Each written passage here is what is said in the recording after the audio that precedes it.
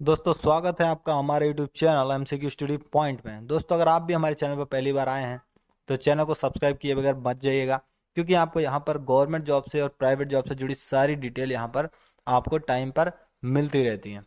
Okay guys, आज हम लोग इस वीडियो में बात करने वाले हैं कि दिल्ली फॉरेस्ट गार्ड का एग्जाम के बाद एक्सपेक्टेड कट ऑफ क्या रहने वाला है। दोस्तों एक वीडियो हमने पहले ही बनाई थी जब इसके एग्जाम चल रहे थे, तो उस समय अटेंडेंस बहुत ही ज़्यादा कम चल रही थी।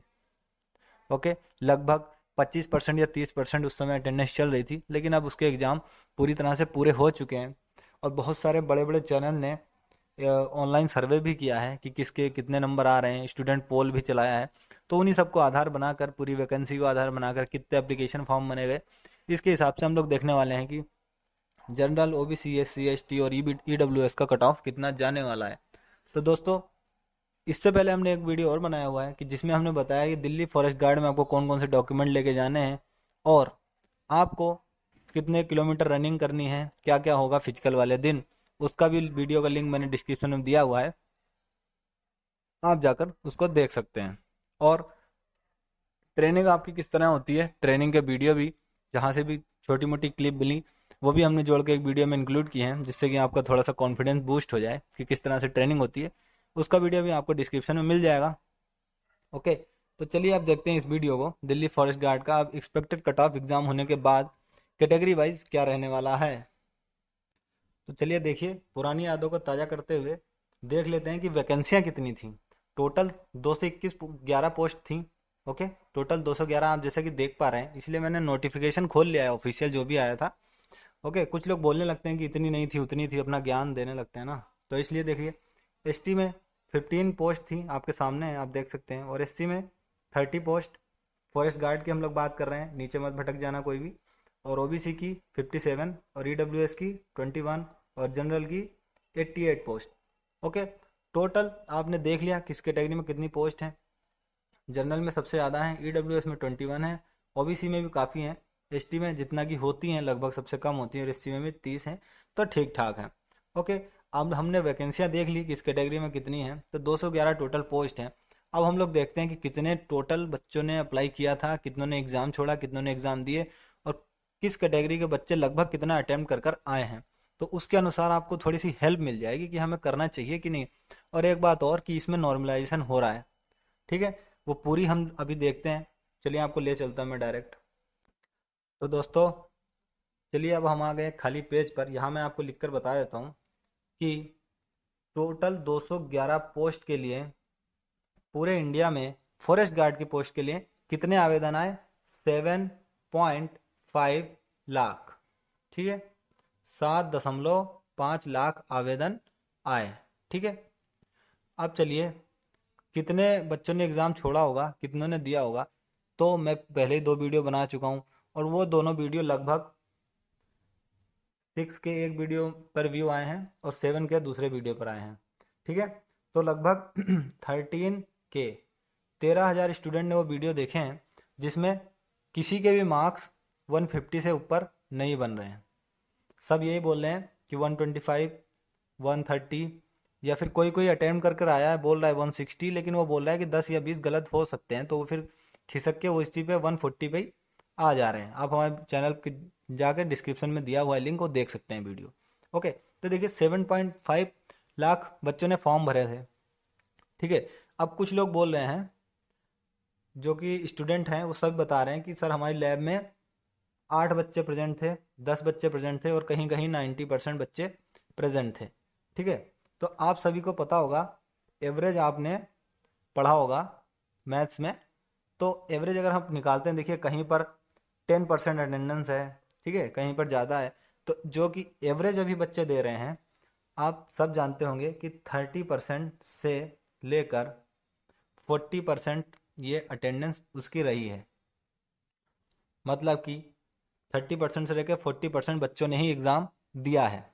ठीक है, तो 30% से 40%, चलिए 10% का फिर भी डिफरेंस है, इसको हम 30% ही मानेंगे, क्योंकि 7.5 लाख बच्चों ने दिया था, हम इसको 8 लाख मान लेते हैं। ठीक है,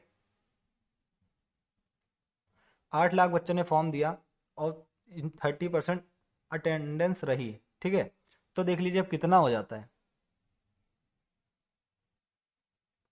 आपकी जो टोटल हो जाएगा, यहाँ पे मैं लिख देता हूँ अलग अलग पेन से, आपकी जो भी टोटल अटेंडेंस बनी वो बनी 24,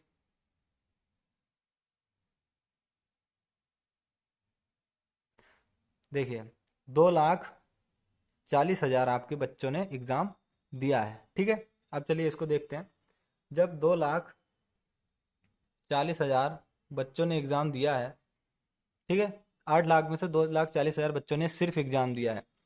ये सिर्फ आंकड़ा है कि जिन बच्चों ने अटेंड किया है। अब आपको हर एग्ज़ाम में पता होगा कि बच्चे फॉर्म भर देते हैं, अगर पास में सेंटर हो जाता है उनका तो एग्ज़ाम देने भी चले जाते हैं।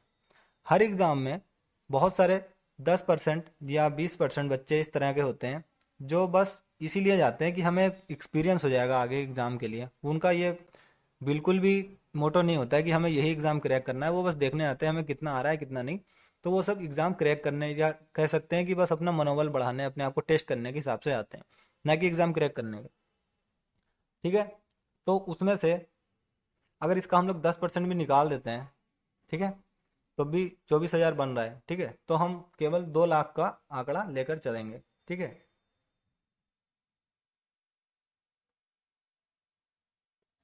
इतने बच्चों ने एग्जाम दिया सीरियस कि उन्हें पास करना है। ओके, बहुत सारे बच्चों का खराब भी गया, अच्छा भी गया। तो आप समझ लीजिए आपका जो कंपटीशन था वो 7.5 लाख बच्चों में ना होकर सिर्फ 2 लाख बच्चों में सिमट कर आ गया है, जो कि रियलिटी है। हर होशियार बच्चा ये बात समझ सकता है। ओके, अब हम लोग आगे देखते हैं। अब क्या बात रह गई? अब बात रहेगी कि देखिए नॉर्मलाइजेशन भी तो हो रहा है, नॉर्मलाइजेशन को भी समझ लेते हैं, फिर कट ऑफ देखते हैं अपना।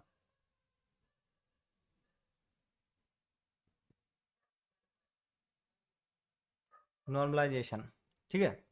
अब देखिए किसी ने 150 क्वेश्चंस अटेम्प्ट किए, ओके, और 90% एक्यूरेसी के साथ अटेम्प्ट किए, और उसकी शिफ्ट पे भी डिपेंड करता है।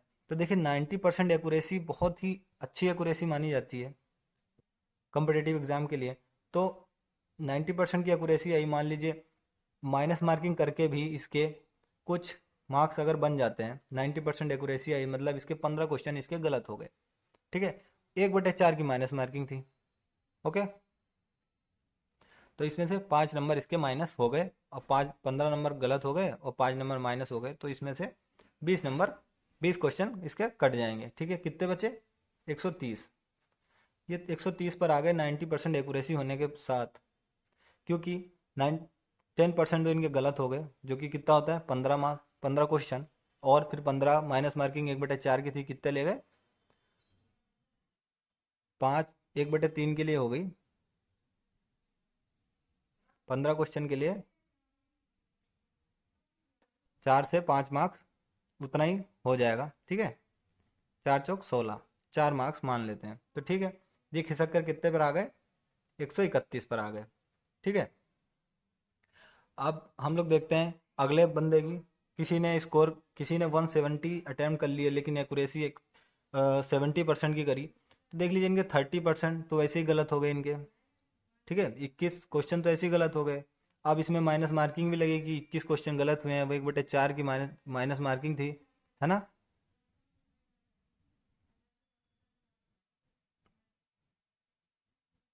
पाँच क्वेश्चन कट गए इनके।